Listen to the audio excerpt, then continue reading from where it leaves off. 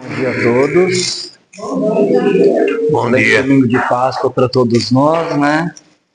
Um domingo muito importante para a religiosidade e para a gente se conectar também aos princípios e valores importantes do dia a dia, né?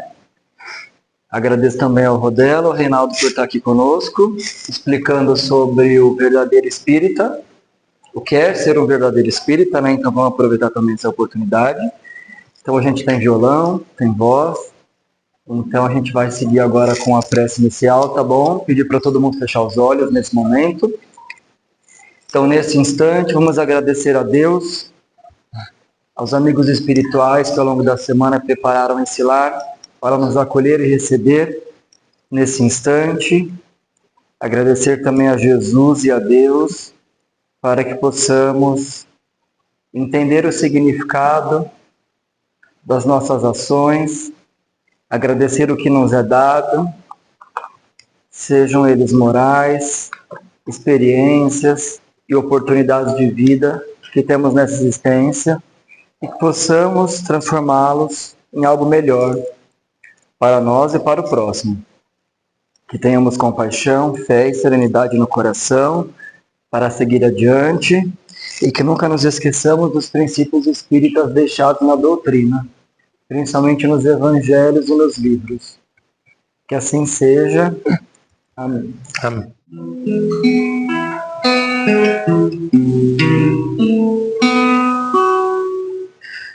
Quanta luz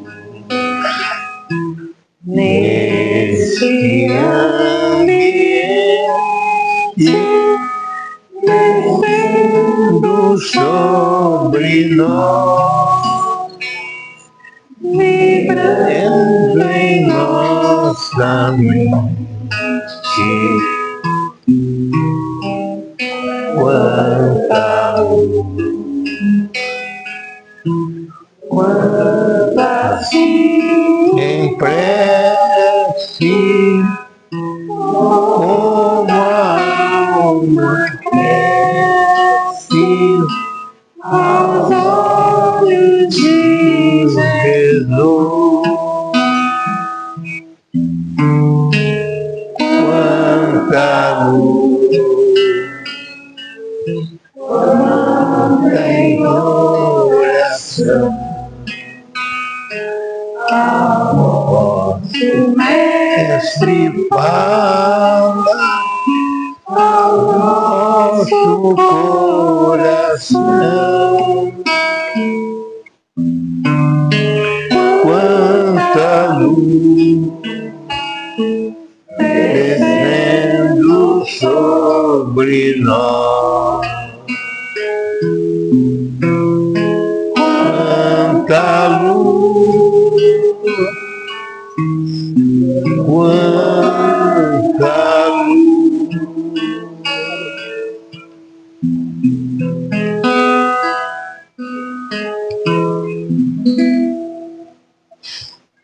Bom dia a todos. Que Jesus, nosso querido Mestre, abençoe a todos nós e me ajude a proferir essa palestra, que a mesma seja de entendimento a todos nós e um auxílio para a nossa evolução espiritual. Principalmente neste caso, que se trata do verdadeiro espírita, que o objetivo de ser espírita é justamente a evolução espiritual, não mais que isso. E ser um verdadeiro espírita não é fácil. Eu tenho um amigo, um grande irmão, chamado seu Paulo Patrese, com 95 anos, e ele dizia sempre, de sempre ainda, que ele ainda não é espírita. Ele está espírita. Que para se chegar a ser espírita, é muita água que vai passar por baixo da ponte. E nós estamos nessa água ainda, né? Nós estamos nesse caminho, estamos tentando chegar lá. Depois de várias reencarnações, com certeza a gente chega lá. Porque o nosso objetivo é chegar onde chegou Jesus. Porque Jesus começou como nós. Um espírito simples e ignorante, como nós todos, e a passagem dos séculos, foi evoluindo e chegou à perfeição. Então é isso, gente. Ser um verdadeiro espírita é evoluir moralmente e espiritualmente. Isso é o objetivo.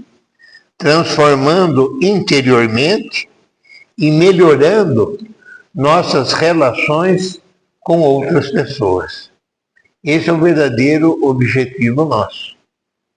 E tudo isso nos leva ao quê? A evolução espiritual, como já disse no início. Então, verdadeiro espírita. Como se reconhece o verdadeiro espírita? Isso segundo Allan Kardec. Pela sua transformação moral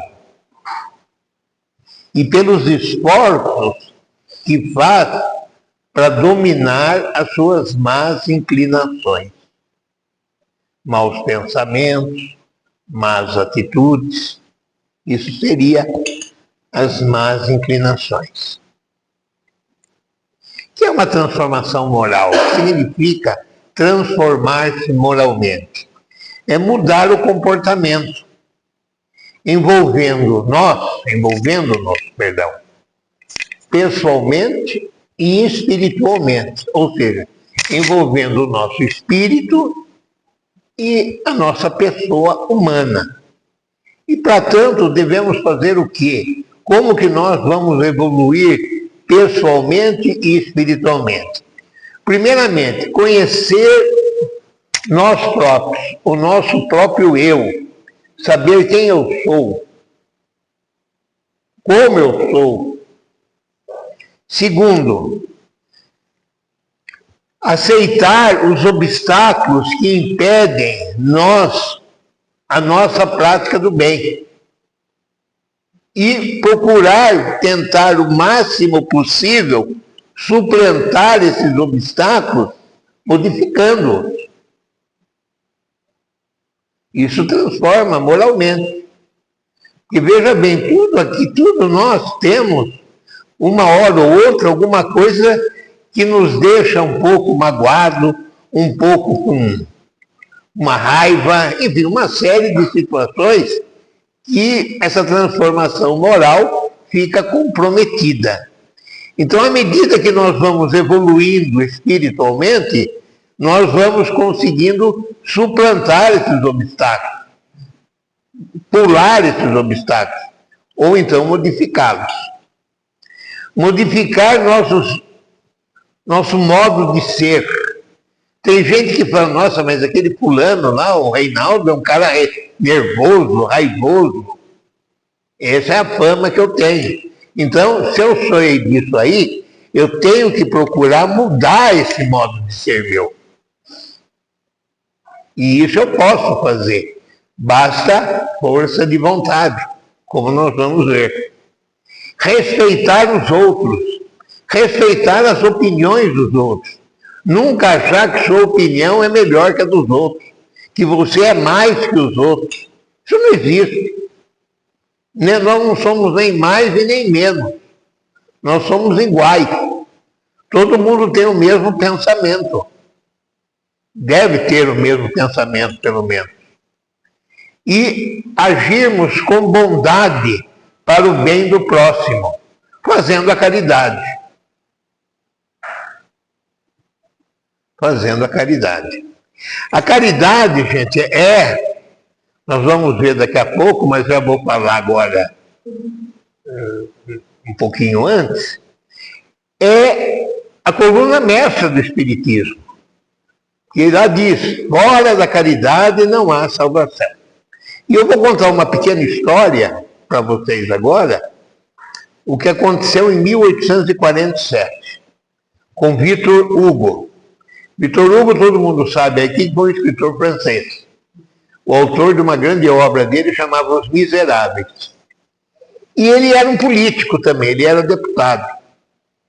E ele encrencou lá, não sei, com o governo lá de Luiz Napoleão III, naquela época era presidente da República, e ele se exilou voluntariamente para a ilha de Guernsey. Essa ilha de Guernsey, se vocês têm na cabeça aí, fica perto da Inglaterra. Isso em 1847. E ele deixou os escritos dele de Os Miseráveis. Só que na época não chamava Os Miseráveis, chamava A Miséria. E ele era um médium. E apareceu um anjo para ele e disse para ele continuar o trabalho, que o trabalho dele voltava-se para a miséria que a França vivia. Como está no Evangelho segundo o Espiritismo, quando Kardec se refere à caridade. Hoje saí procurando as pessoas e vi aquela mulher com os seios secos, tentando dar de mamar para aquelas crianças mortas de fome. Tem isso no Evangelho. Mas Vitor Hugo não obedeceu. E além disso, o Espírito falou para ele, mude o título. Não é mais miséria, coloque Os Miseráveis. Aí isso ele colocou. E depois de 11 anos, em 1868, aí ele começou a escrever de novo, continuar Os Miseráveis. Quer dizer, então, bem antes de Kardec, algum espírito já apareceu para ele, dizendo que a caridade era o fator principal para uma evolução espiritual. Veja bem, antes de Kardec. Kardec, o Livro dos Espíritos surgiu em 18 de abril, que é sexta-feira agora, de 1857, 168 anos. Veja bem. Então é isso, gente. A transformação moral, ela requer de cada indivíduo a sua força de vontade. Para o Espiritismo, transformar-se moralmente é distinguir o bem do mal. Então, se a gente sabe o que é o bem e o que é o mal, e não formos para o caminho do mal, sempre seguindo o caminho do bem, nós estamos o quê? Evoluindo. Nós estamos progredindo o nosso espírito. Livrar-nos das más inclinações. O que vem a ser as más inclinações? A gente se livra das más inclinações, que seriam os maus pensamentos, as más atitudes, que nós vamos ver daqui a pouco o que é, através da nossa força de vontade. Agora, vencer as más inclinações não significa reprimir, mas dominá-las. Veja bem um pouco. A criança é terrível. Ela faz tudo que não deve fazer. Não põe a mão na tomada, que nem alguém disse numa palestra aqui. Não põe a mão na tomada. Não põe a mão na tomada. O que ela vai fazer? Ela vai pôr a mão na tomada, porque você reprimiu. Eduque ela. Sabe como educar? Se sacrifique também. Coloque você o dedo na tomada. Tome um 110. Não vai te matar, não sei que você tem um problema cardíaco grave. Mas se não tem, põe a mão lá. Você viu, filho? Põe a mão e você vai ver como é gostoso. Aí não vai pôr, porque você educou. Então você dominou, você domou, mas você não reprimiu. Repreensão envolve aplicar uma cinta, aplicar um grito, sei lá, uma série de situações que a criança fica reprimida, que o ser humano sente-se coagido a não fazer aquilo. Aí ele vai fazer, que ele quer mostrar que ele pode. Então, dominar significa educar. É um processo autoeducativo. E o que significa isso? É um processo autoeducativo que você educa os seus sentimentos. O que é educar os sentimentos? O que são esses sentimentos? A raiva, a inveja, o ciúme, a vaidade, o orgulho, outras coisas mais. A gula. Então, gente, é educar isso aí. E como que eu educo isso aí? Eu constituo relações equilibradas. Por exemplo, eu tenho vontade de comer um manjar. Eu não vou comer a travessa inteira do manjar. Porque senão vai me dar uma bela de uma indisposição estomacal, pode dar uma bela dor de barriga e eu passar o dia inteiro no banheiro. Mas eu como aquilo que é suficiente para mim. A mesma coisa uma feijoada. Não vou comer o panelão inteiro de feijoada. Como a parte que me cabe. Então, isso eu estou fazendo um equilíbrio daquilo que eu posso. Repreensão é você esconder alguma coisa dentro de você. Eu vejo uma pessoa, mas eu não gosto dela. Eu tenho uma raiva daquela pessoa. Mas eu procuro não demonstrar. Essa face aqui ri, mas por a face interna está desejando tudo quanto é mal para ele. Isso é repreensão, gente. É reprimir aquilo que você sente. Então você não deve fazer isso, você deve domar esse sentimento. Tudo bem, ele me prejudicou, vamos perdoar, porque o perdão faz parte da caridade. Perdoemos essa pessoa. Não fiquemos com mágoa dela. E como que a gente faz isso aí? Consegue esse processo de autoeducação? Praticar uma empatia. Achar que as pessoas todas são simpáticas. Você gostar das pessoas. Gostar do ser humano. É difícil? É. Mas o verdadeiro espírita gosta. Por isso é que nós estamos ainda no caminho. Nós estamos espíritas, que nem São Paulo fala, que é difícil. Sempre tem um outro que você entra meio de atravessado no você, né? Mas vai fazer o quê? Viver com alegria e saúde. Isso é porque a alegria, gente, ela proporciona uma boa saúde. Isso está comprovado em qualquer livro de medicina aí, os médicos falam, seja alegre, para que você não tenha boa saúde. Às vezes uma mágoa recolhida, uma coisa recolhida em você, segundo dizem por aí, pode causar até o câncer. Qual é o problema disso aí? E desenvolver a solidariedade, a bondade e a caridade. Né? Desenvolver a caridade. A prática do perdão também é uma maneira de desenvolver a educação dos sentimentos. Perdoar. E as más inclinações surgem quando a gente esquece o amor. Nós não amamos o ser humano. O ser humano, qualquer ser humano que você veja aí na rua, caído de bêbado na rua, dormindo, ou pedindo esmola, sei lá, é igual a nós, gente. Ele tem a mesma coisa que nós, a mesma conformação física. Nós tem os olhos, tem o rosto, tem coração, tem os braços, as pernas, etc, etc, etc. A única coisa que ele está é que é uma diferença social e cultural, econômica. Mas de uma maneira ou de outra ele é igual a nós. Agora, por que eu vou chutá-lo? Por que eu vou desprezá-lo? Por que eu vou tocar ele de casa quando ele vem pedir uma esmola para mim? Por que eu vou tratar ele com brutalidade? Não respeitamos os outros. Eu pus a disciplina aí, está errado, eu digitei errado. Não respeitamos os outros. Não, a gente não respeita. Vê que é uma pessoa pobre, uma pessoa que não tem tanta inteligência, que não tem tanta cultura quanto você despreza. Não é assim, gente. Cristo nunca fez isso. E que é gente mais com sabedoria do que Jesus Cristo? E não perdoar, gente. E esse talvez seja o principal. O perdão.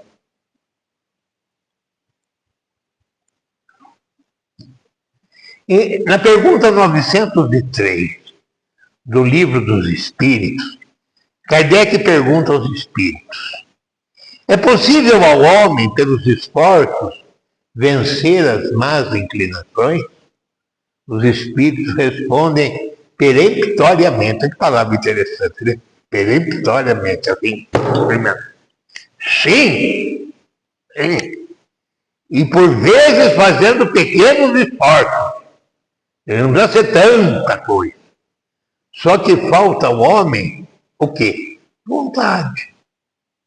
O homem se acomoda, ele não quer se dedicar a isso. Ele quer ficar na dele. Ficar numa, como se diz por aí, numa nice. Tranquilo, sossegado.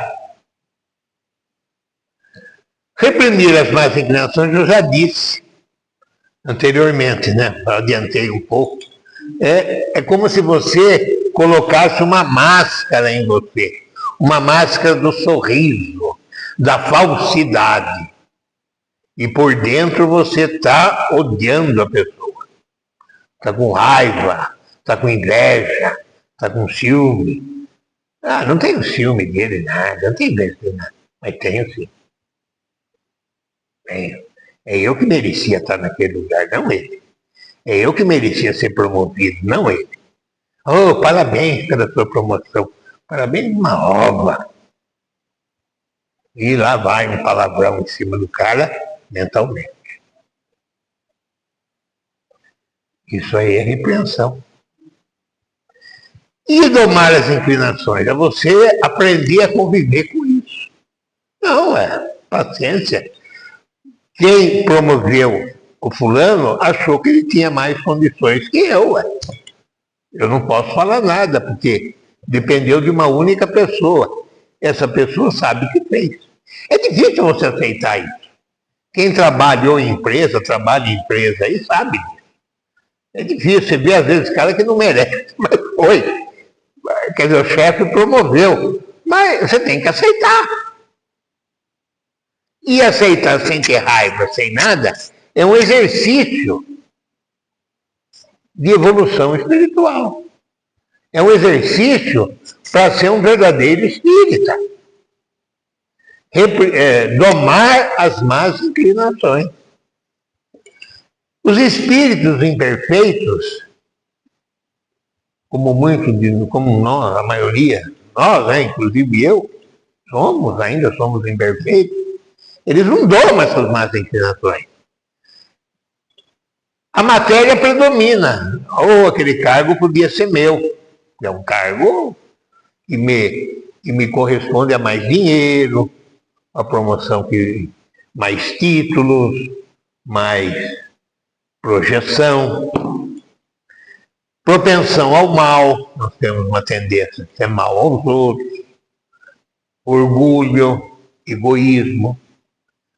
O verdadeiro espírita, ele tem o dever moral de ser melhor amanhã do que hoje.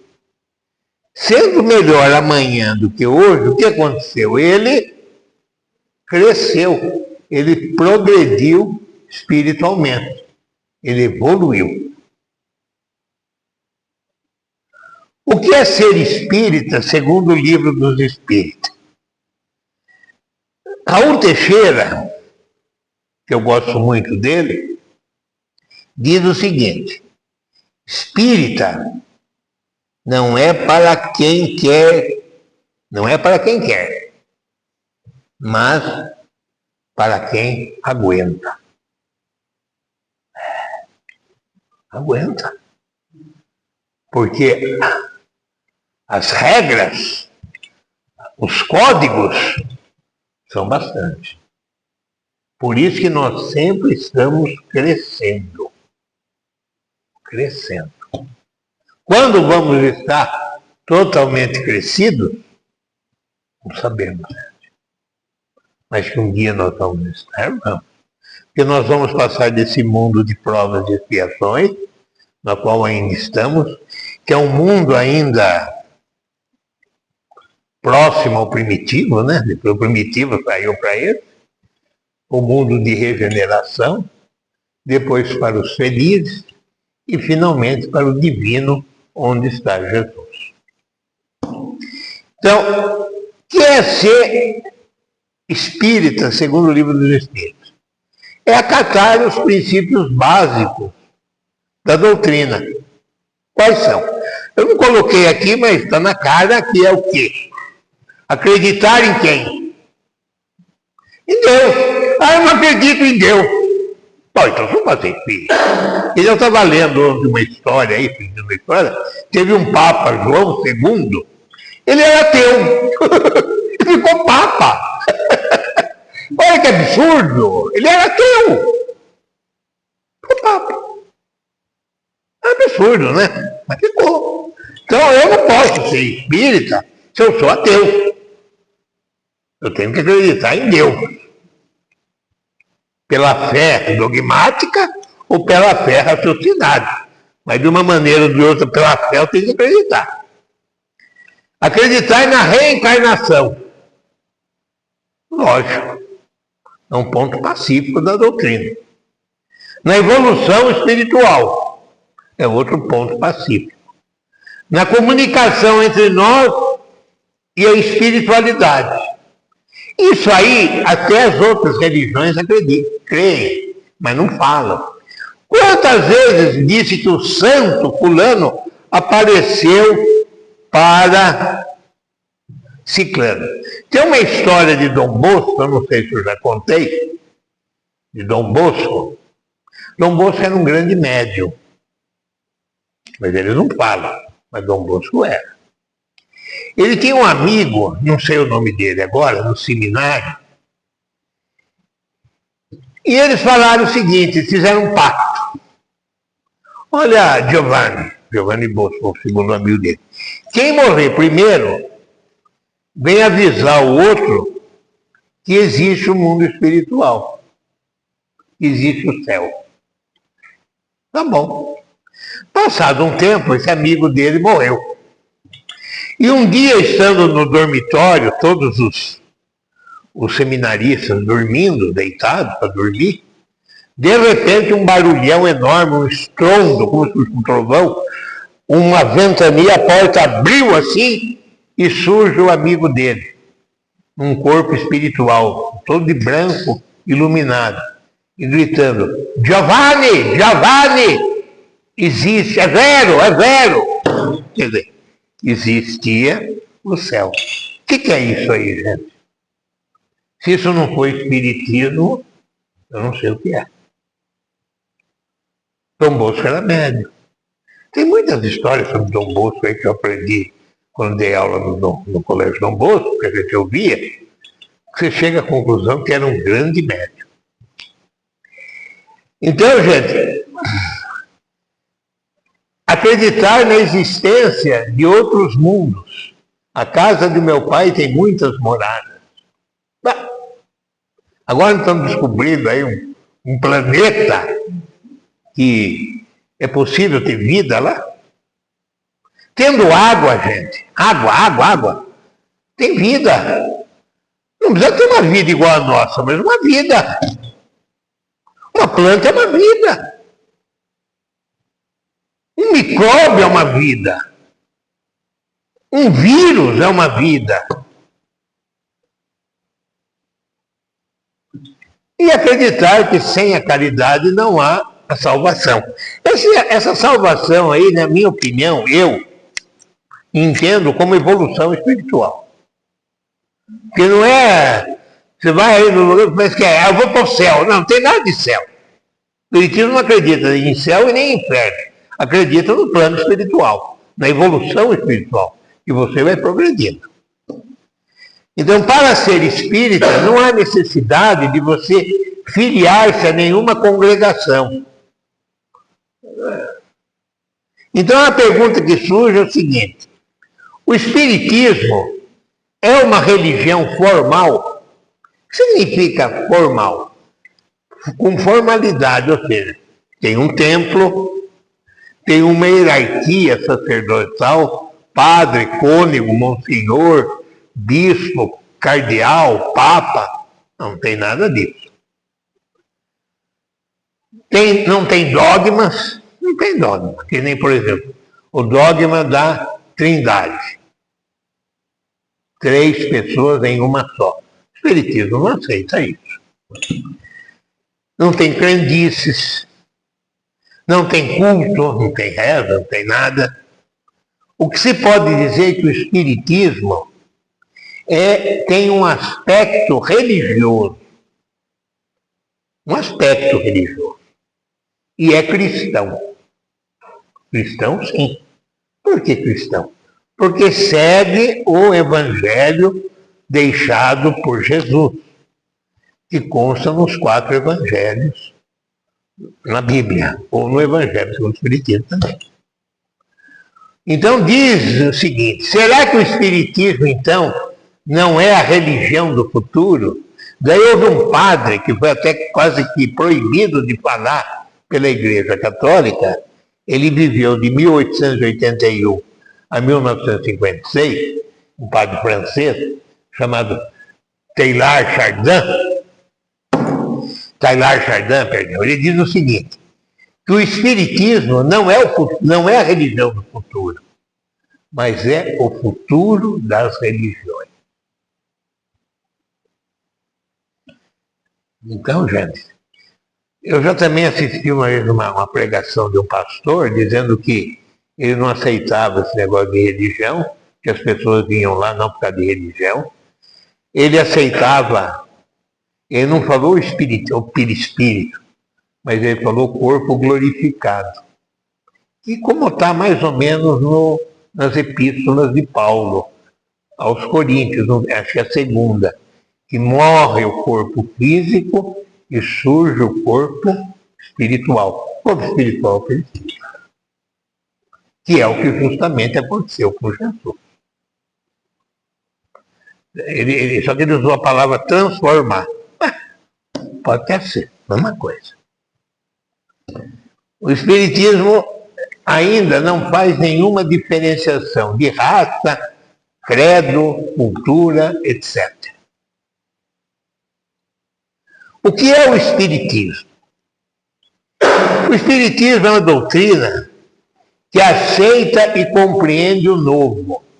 Kardec, quando codificou o Espiritismo, a doutrina espírita, por intermédio dos Espíritos, no livro dos Espíritos, ele provocou mudanças. Mudanças de acordo com a realidade do mundo. Veja bem, a Igreja Católica era muito retrógrada, né? A Igreja Católica era quase a única igreja que existia na época. Era muito retrógrada. Não admitia nada. Você é pobre? Ótimo, seja pobre mesmo. Assim que Deus quer. Está na miséria? Ótimo, assim que Deus quer. Não, ele não aceitou isso aí. Nós devemos ajudar os outros. A evolução, você é ruim, você vai para o inferno. Não existe inferno. Existem progressões no mundo. Você vai progredir e vai chegar a um estágio espiritual puro. Isso aí, gente, a igreja não podia ouvir falar nisso.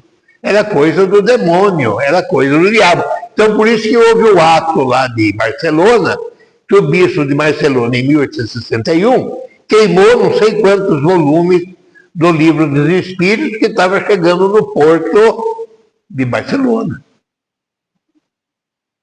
Queimou. Kardec ficou louco da vida, teve o filme do Kardec. Ele não podia aceitar isso aí. Aí ele foi reclamar com o Luiz Napoleão, que era o presidente, o imperador, sei lá quem que era. E o Luiz Napoleão não recebeu. Por quê? Porque tinha padre e bispo da França conversando com ele para não deixar ele conversar com Kardec. Porque Kardec queria que ele protestasse diplomaticamente contra a Espanha, porque queimado o livro. Porque aquilo era uma coisa da Inquisição. Onde já se viu queimar livro? Então ele não tinha liberdade de escrever? Ele não, mas dos espíritos. Ele apenas foi um instrumento. Você veja bem. Então, ele criou no Espiritismo a liberdade de você pensar que não existe pecado. Existe responsabilidade. Você fez uma coisa errada, você vai pagar. Ou aqui ou lá no plano espiritual, mas se você vai pagar, você vai. E a razão, o que é a razão? É a fé raciocinada. Eles não podiam aceitar a fé raciocinada. Fé é fé, fé é dogma. Ou é ou não é. Então, esse é o novo, gente. É a nova doutrina que surgiu para restabelecer uma certa maneira de enxergar as coisas. Como Jesus enxergou. Jesus, gente, não criou nenhuma religião. Alguém sabe que religião Jesus criou? Jesus rezava a missa. Jesus tinha culto. Tinha lá a igreja evangélica que ele entrava e pregava? Não. Ele falava em qualquer lugar. Ensinava. Jesus ensinava. Jesus era um professor. E por ser esse professor revolucionário que ele foi, quebrando todos os paradigmas da época, todas aquelas normas da época, ele foi condenado. Ele foi morto. Como nós hoje comemoramos a sua ressurreição, né? Sua volta à vida, quer dizer, o perispírito voltou. No Brasil, gente, quem proporcionou esse novo da doutrina espírita foi um filósofo e professor chamado Herculano Pires, de Avaré. Ele foi em São Paulo. Tanto é que ele é chamado apóstolo de Kardec. Ele era kardecista até embaixo d'água. Não abria a mão. Tem muita gente que hoje fala aí que Kardec está superado. É uma mentira. Kardec não está superado, gente. Nunca esteve. Mesmo falando coisas de quase 200 anos atrás, 168 anos atrás, aquilo lá é atual. Pelo contrário, ele atualizou que naquela época era uma coisa absurda. Nós vamos ver daqui a pouco, e hoje a gente aceita. Alguns aceitam com o focinho virado, mas tem que aceitar. Que se estabeleceu sem lei.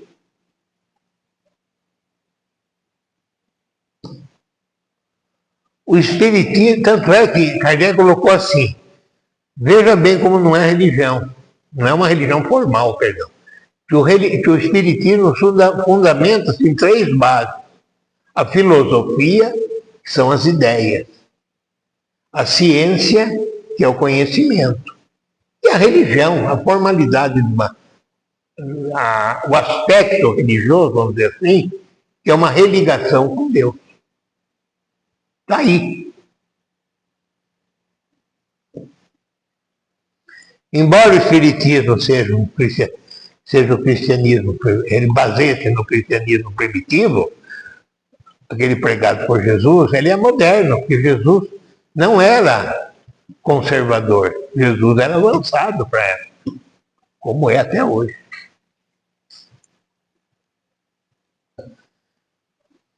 O movimento espírita, ele resgata os ensinamentos deixados por Jesus, sendo o seu sentido maior o amor ao próximo.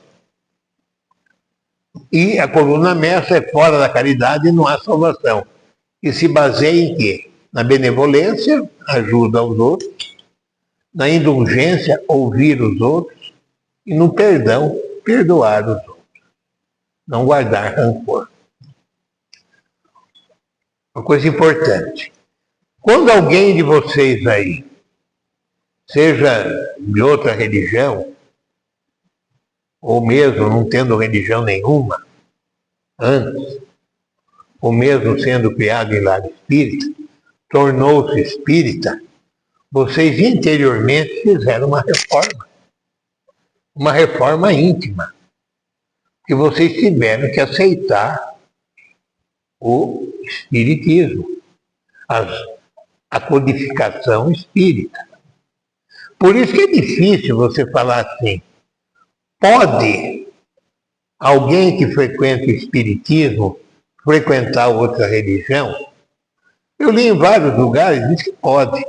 Mas eu acho difícil você ser católico e espírita ao mesmo tempo. Porque o catolicismo tem certas normas, regras, que não se não conjumina com o espiritismo. Que nem a Trindade, por exemplo. Aceitamos a Trindade, eles aceitam a Trindade. Nós não aceitamos. Então como é que fica? Você vai ficar com um pé, com dois pés em duas canoas? É meio complicado. Mas tem gente que diz, não tem importância se você é de outra religião, você vem aqui. Tem muita gente que ia mesmo lá na União Espírita, lá quando o Dr. Wagner fazia a palestra dele lá, muita gente era de outra religião. Ia lá porque gostava do Dr. Wagner. De fato, ele falava bem mesmo, falava bonito. Era gostoso ouvir o Dr. Wagner falar. Mas, né?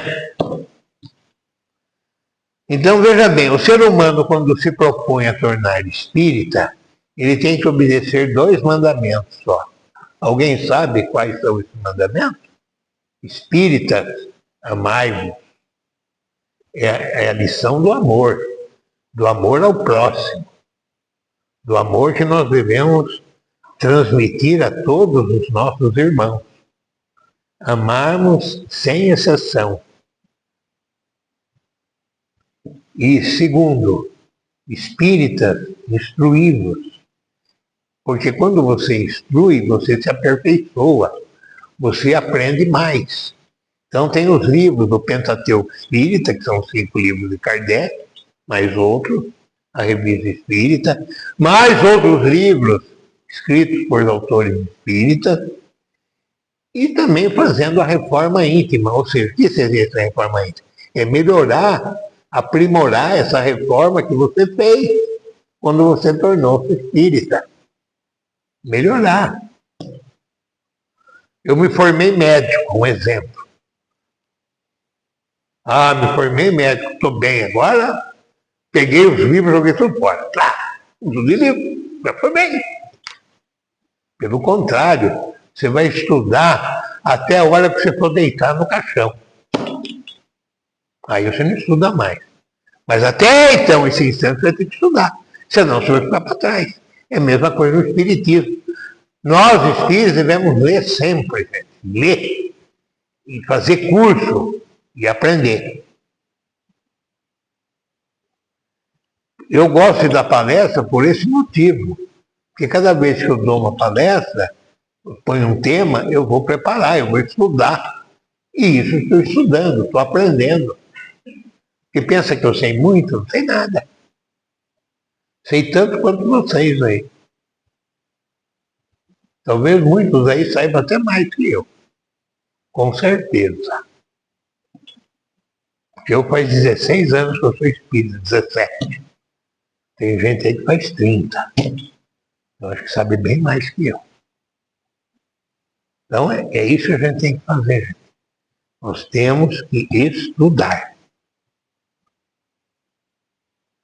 A codificação de Kardec surgiu no século XIX, em 1857. E até hoje, no século XXI, seu ensinamento está de acordo com a atualidade. Tá.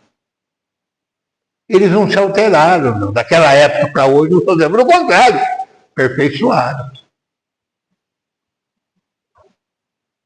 Ninguém pode dizer que Kardec, o que escreveu estava errado. Estava fora de... Hoje está atrasado, não serve mais para nada. Pelo contrário, é uma pessoa que não está por fora da doutrina espírita. Leia melhor.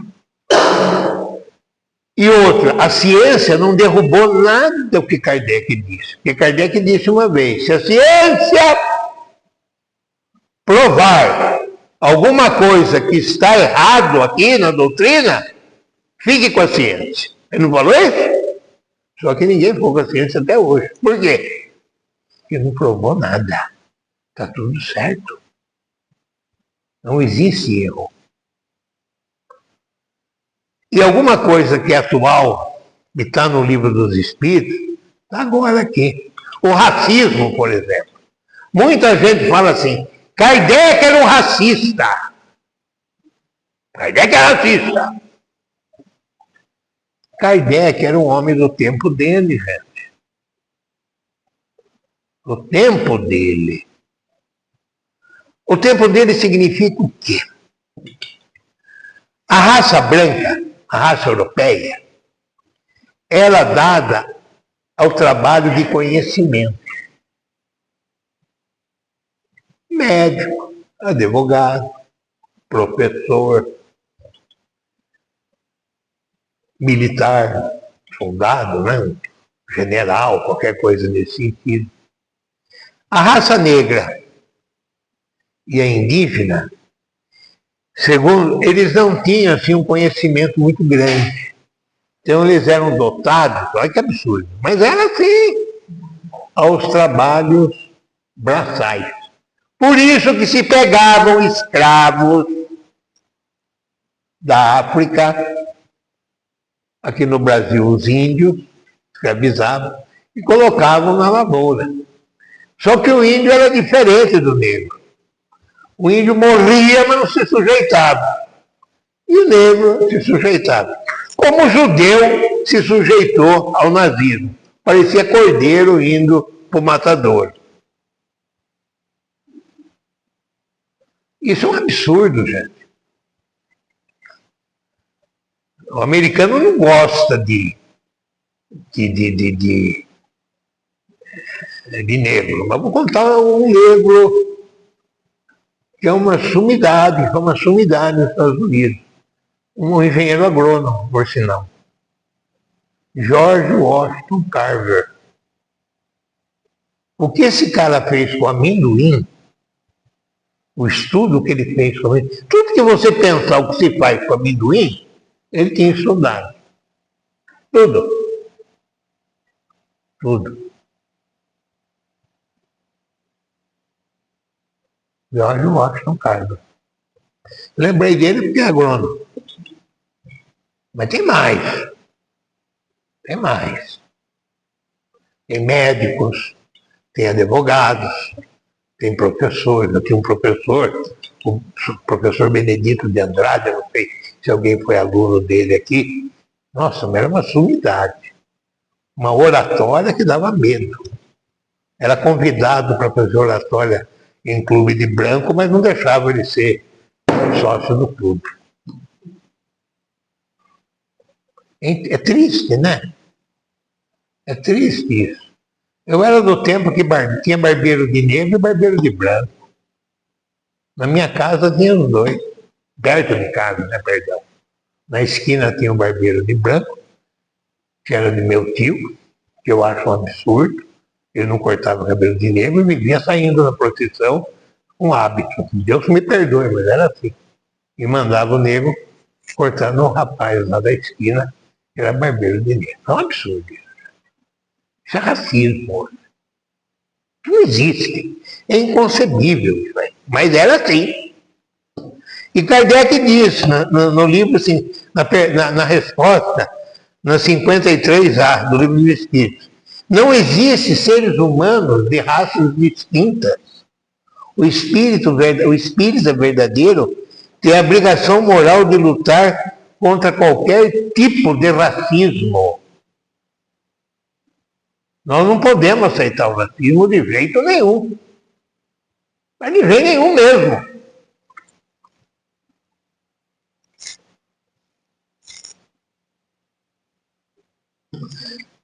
Teve algum Papa Negro? Teve algum presidente da República negro? Teve. Nilo Peçanha. Ele não era bem negro, ele era mulato. Eu tenho fotografia, coitado, ele se passava pó de arroz para ficar meio branco. E o Fluminense Futebol Clube é chamado time pó de arroz, porque não aceitava negro no time, que era time da burguesia rica.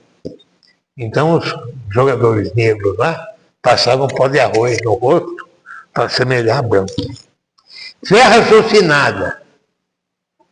Sendo o homem dotado de inteligência e raciocínio, para ter uma verdade é necessário que compreenda e entenda o objetivo de sua crença. Sem isso, sua fé é inútil. Ter fé pela fé é frágil. Ter fé dogmática é frágil. Nós devemos entender, eu acredito em Deus. Mas como você vê? Olha o céu de noite, na zona rural, quanta estrela. Quem fez aquilo lá? E do nada pode-se criar alguma coisa? Aborto é proibido por lei, proibido em todas as religiões. Só que Kardec deu uma abertura. Na pergunta 359 do Livro dos Espíritos. Se era lícito uma mulher em aborto com risco de vida fazer o aborto. Ele falou que não. Permanece o ser vivente em detrimento ao ser que não nasceu. Quer dizer, então a mãe tem a prioridade. E tem um livro chamado Cardeal, um romance, não sei se alguém leu, meio grossinho, de Henry Robinson. E uma pessoa que era um menino de Nova York, ele estudou para padre e tinha uma irmã. E ele já era padre formado. E a irmã se engraçou com um cara casado. E ficou grávida. E ela não podia ficar grávida porque ela tinha risco de vida. Então ela queria tirar a criança. Ele não permitiu. Ele não permitiu, porque era proibido. E a moça morreu. Era assim que eles pensavam naquela época. Não sei se hoje pensam assim. Mas o Espiritismo, desde 1857, pensa o contrário. Igualdade de gêneros, isso é importante. A mulher no serviço é desprezada, ganha-se menos que o homem. E Kardec diz que não há distinção entre sexo, entre gênero. A mulher é igual ao homem. Só que naquela época ele tinha uma outra visão da coisa. Que a mulher, quer dizer, que a mulher, na maior parte das vezes, era pro lar. Mas não é bem isso, porque a esposa dele, a Gabriele Rivaio, era professora. Eu acho que de lá ela não entendia nada. O negócio dela era dar aula. E inexistência do céu e do inferno. Não existe céu e nem inferno. Existe o plano espiritual e a reencarnação, e você vai se reencarnando a cada vez. Características do verdadeiro espírita. Esforço diário para transformar-se moralmente, que todos nós devemos fazer. Dominar as nossas paixões ruins, a inveja, o ciúme, o rancor. Acreditar na imortalidade do espírito, o corpo físico vai embora, o espírito fica. Acreditar na reencarnação e na evolução espiritual. Acreditar na existência de vida em outros mundos. Acreditar que sem a caridade não existe evolução. Acreditar no fenômeno da ação e reação. Tudo que você... O plantio é optativo, mas a colheita é obrigatória. E acreditar que não há horizonte limitado. Quer dizer, por mais que nós dissermos que a gente sabe tudo do espiritismo, sabe nada, tem que estudar. Os homens semearam na terra o que colherão na vida espiritual, os frutos de sua coragem ou de sua fraqueza. Allan Kardec. Eu vou ler uma poesia agora, que mais ou menos reflete tudo isso aí.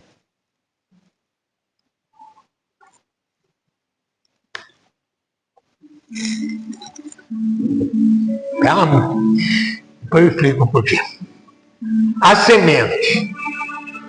A terra úmida recebe em seu seio as sementes. Pequenina, frágil, mas carregando em seu interior a força da vida que germina na existência seu esplendor. Na beleza e no perfume das flores, na fortaleza das árvores, no alimento que revigora o homem. É Deus que revela em sua grandeza o poder da criação a ela destinado.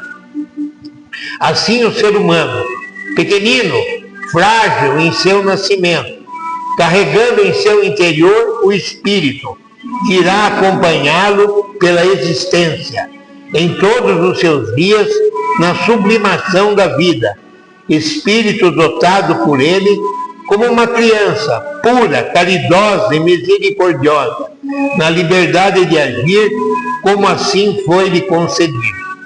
A semente no solo recebe o vigor para o crescimento. O homem na sociedade segue o caminho a percorrer. Que caminho a seguir surge em sua mente? O da criança ou do homem carregado de vício?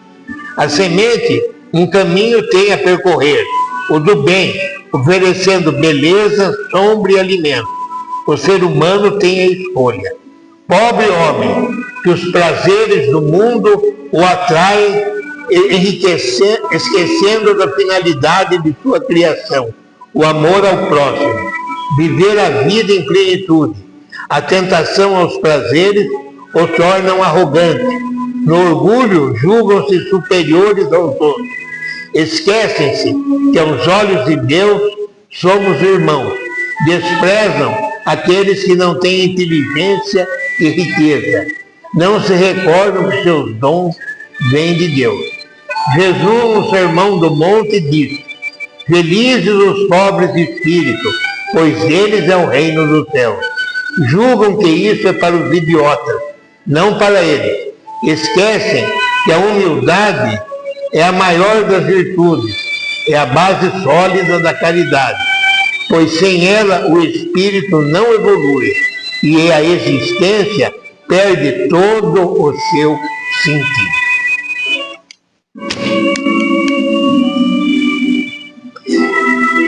Eu coloquei o violino aqui, porque eu sempre gostei de violino. Meu pai nunca me deixou aprender violino, porque ele achava que violino era instrumento que não se tocava sozinho. Meu pai tocava trombone, era música.